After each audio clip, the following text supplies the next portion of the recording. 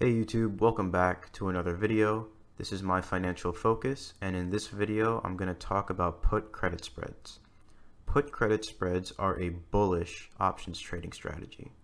What this means is that we are trying to make money from an increase in the underlying value of the asset, which in this case would be the share price of the stock. For this video, I'm going to be using the Robinhood brokerage as an example, and I'm going to be using Microsoft as the example stock. I'm going to break this video up into a few different parts, and I'm going to start by talking about how to open a put credit spread on Robinhood.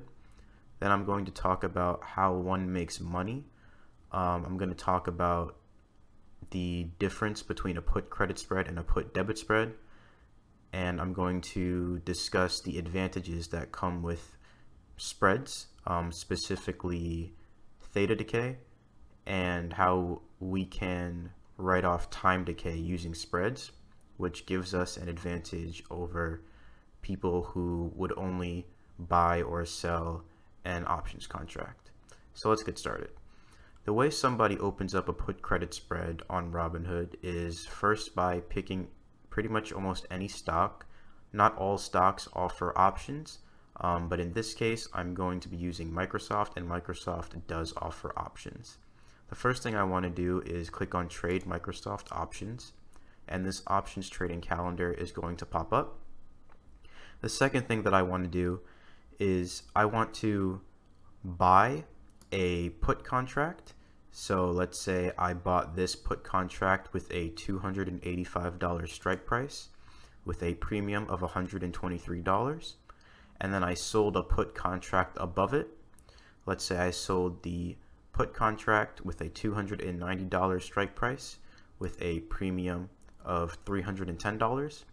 We can see up here in the top right corner, Robinhood would tell us that we just opened up a put credit spread, and it'll tell us how much our total credit for opening up this spread would be. In this case, it would be $187. And if we look down here, we can see what our max potential loss would be, which is $313.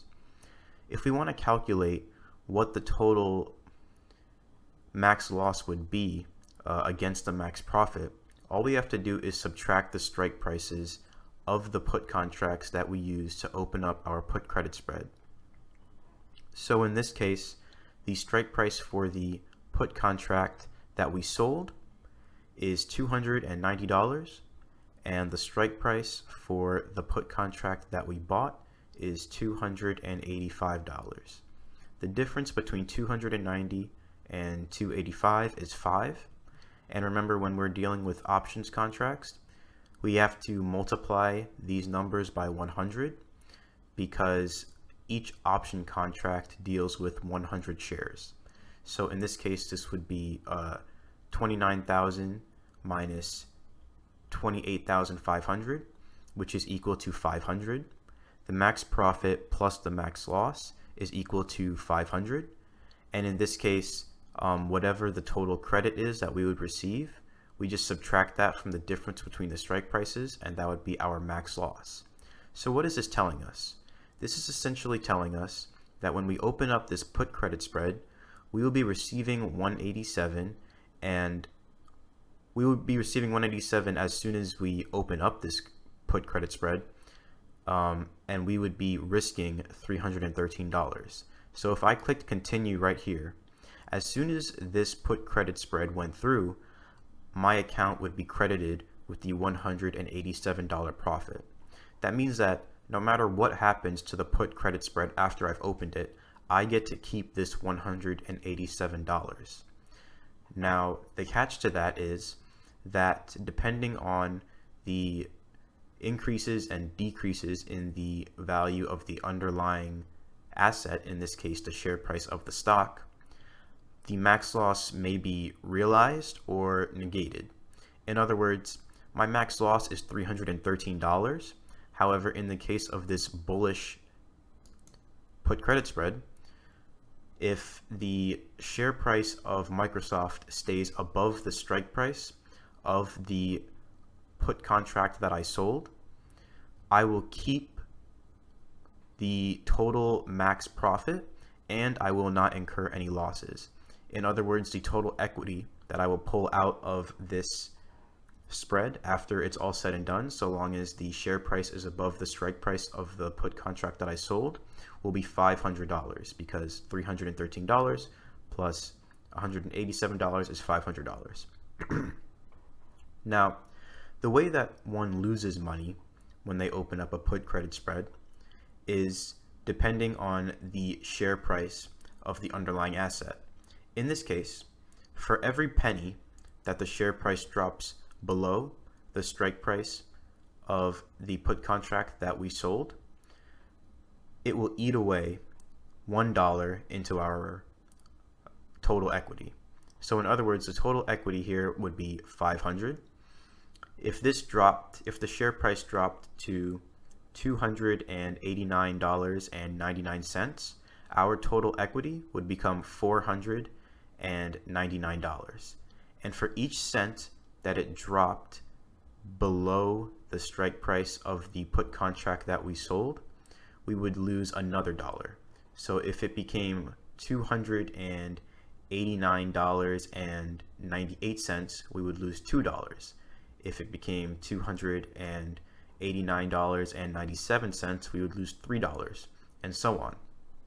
And of course, since with a put credit spread, we are being credited our max profit at the start of us opening this spread, we will get to keep this no matter what, with our max loss being the difference between our max profit and the total value between the strike prices of the spreads. So to better help us understand how this trade actually works, I want to think about a hypothetical for a second. Let's say two people walked into a brokerage and actually traded this derivative face to face. How this would look is one person would open up this put credit spread by making this trade right here, and the opposing trade to this would be a put debit spread. The way one opens up a put debit spread is by buying the put contract with the larger strike price, and then by selling the put contract with the lower strike price. And you can see up here, it says put debit spread. And I actually made a video about this previously before this video. So if anyone wants to learn more about put debit spreads, definitely go check that video out. But essentially, we can see that by opening up this put debit spread, our total cost to enter the put debit spread would be $187, and our max profit would be $313. Now, if you guys are paying attention, we might notice something here. The max profit for the put debit spread is identical to the max loss for the put credit spread. And that's because opening up a put credit spread is the opposite of opening up a put debit spread. And whenever I open up a put credit spread, I'm essentially betting against somebody else in the derivatives market that is opening up a put debit spread. And if I win, after risking $313, I get to keep, or win in this case, $187. Whereas if the other person wins, they get to keep the profit, my loss, of $313 for risking $187, which would be their max loss and my max profit. And so in this case, it would actually be more beneficial for them because they would be risking less for more return, whereas the person who opens up the put credit spread would be risking more and experiencing a lower return.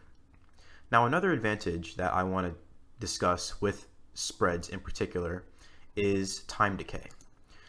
There are Greeks with options contracts like delta, gamma, theta, vega, and rho. And the Greek that I'm going to be focusing on here is theta. As we can see from opening up these two put contracts, theta decay for these two contracts is almost identical. For this one, it's 43, and for this one, it's 42.7. What theta decay means is for each day that we get closer to the expiration date for these contracts, the premium for these contracts will decrease by the theta decay value. So, in other words, if this is 310, the next day that market opens, the premium for this contract, all else being equal, meaning the share price moves sideways, everything else stays the same, the premium for this contract will decrease by $43. And so why this is beneficial and important to notice with spreads is that normally when somebody opens up an options contract, let's say they bought a put contract, like right here. If they buy this put contract, they're essentially betting that the share price of Microsoft will decrease fast enough for them to make a profit. In other words, for the premium of this options contract to increase more than it would decrease as a result of theta. We can see how much premium for an options contract will increase based on delta. Delta basically shows that for each dollar change in the share price, that the premium for the contract would increase or decrease by delta. So essentially in this case, since this is a put contract, for each dollar that the share price decreases, this premium will increase by $28. But with each passing day, the premium for this put contract will decrease by $42. So in order for somebody to profit off of buying a put contract, the share price would have to drop enough to where delta would outmatch theta. But in the case of people who open up put credit spreads, since theta decay for the put contract that is purchased and the put contract that is sold are identical, they cancel out. In other words, when somebody buys this put contract, they are losing theta decay, and when somebody sells this put contract, they are gaining theta decay. So with each passing day, the value that is lost from the premium of the put contract that someone sells is value that they will collect, whereas with the put contract that they bought, it's value that they lost. But when we're dealing with spreads, we're dealing with two contracts of the same type, in this case puts, with the same expiration date. And so theta decay cancels out, and therefore we end up having more time to make money using these spreads than we would if we were to just buy a put contract, for example. And that's basically all there is to know about spreads for this video. What I talked about is essentially how to open it, how one makes money using a put credit spread, particularly how every penny that the share price drops beneath the strike price affects a $1 change in the total equity, which is the profit plus the loss. And I talked about how the put debit spread is the opposite of the put credit spread, and how the profit from the put credit spread is the loss for the person opening up the put debit spread, and the loss for the put credit spread is the gain for the person opening up the put debit spread. And then I also talked about the advantages of theta decay and how opening up a spread gives the user more time to see profit as opposed to just buying a simple put contract. So if you found any value out of this video, be sure to leave a like on the video. It would definitely help this video out a lot and help it get recommended across YouTube so that more people who are interested in this kind of content can get it recommended on their home pages and click it and watch it and gain value from it. And if this kind of content is interesting, be sure to subscribe to the channel. It's that red button underneath this video. Click it and watch all my other videos. I talk about options trading and also value investing and analyzing businesses, like their financial statements, and doing discounted cash flows methods and things like that to find intrinsic value. So thanks for watching. See you guys in the next one.